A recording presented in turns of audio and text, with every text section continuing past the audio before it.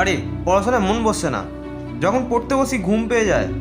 এই রকম মনে হয় যেন পড়াশোনার বাঁধনে আটকে নিজের যৌবনটাকেই নষ্ট করে দিচ্ছি। মোবাইল চালাতে মন করে, চ্যাট করার মন করে, বন্ধুদের সাথে আড্ডা দেওয়ার মন করে। সবসময় এটাই ভাবতে থাকি যে এই পড়াশোনাটা কে তৈরি করেছে।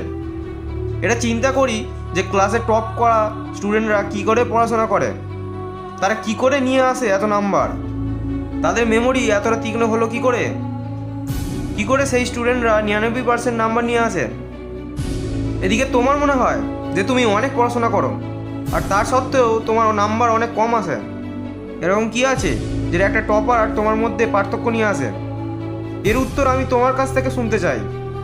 এরকম কি আছে যেটা অন্য কারোর মধ্যে আছে কিন্তু তোমার মধ্যে নাই? এরকম কি কাজ আছে যেটা টপার করতে পারে কিন্তু তুমি করতে পারো না? ভেবেছো কোনোদিনও? গভীর থেকে ভাবতে বসবে, তাহলে অনেক উত্তর খুঁজে পাবে। সবার প্রথমত এটা যে তোমার আর টপারের মধ্যে বায়োলজিক্যালি কোনো পার্থক্য নাই। তোমার শরীরের অঙ্গগুলো যেইভাবে কাজ করে সেইভাবেই টপারদের শরীরের অঙ্গগুলোও কাজ করে। তোমার চোখগুলো যা যা দেখতে পায় ওর চোখগুলোও ঠিক তাই তাই দেখতে পায়। তুমিও ঘুমাও আর ও ঘুমায়, তুমিও মোবাইল ব্যবহার করো আর সেও করে। তার কাছেও সেই একই সিলেবাস আছে, টাইম আছে, আর তোমার মতো অন্ধকারে না পড়ার মতো দুটো চোখ আছে। তাহলে পার্থক্যটা কিসের? পার্থক্য অনেক কম। একটা পার্থক্য আছে টাইম আর প্রায়োরিটিজের, তার মানে সময় আর অগ্রাধিকারের মধ্যে। একটা টপার জানে যে কোন কাজে কতটা সময় দেওয়া উচিত।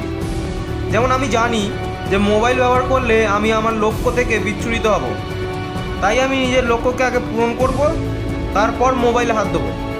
আর দ্বিতীয়টা কি যেটা তোমাকে আর টপারকে আলাদা করে দিচ্ছে? তুমি পড়াশোনা করছো শুধুমাত্র বেশি নাম্বার নেওয়ার জন্য, টপার হওয়ার জন্য। আর টপাররা পড়াশোনা করছে বিষয়টা বোঝার জন্য, জ্ঞান অর্জন করার জন্য। তারা বিষয়টা প্র্যাকটিক্যাল করে মাথায় ঢোকায়, যার ফলে সেই বিষয়টা তাদের মৃত্যুর আগে পর্যন্ত মনে থাকে। আর তুমি শুধুমাত্র মুখস্থ করো বলে তোমার পরীক্ষার হল পর্যন্ত মনে থাকে, কিন্তু তারপর ভুলে যাও।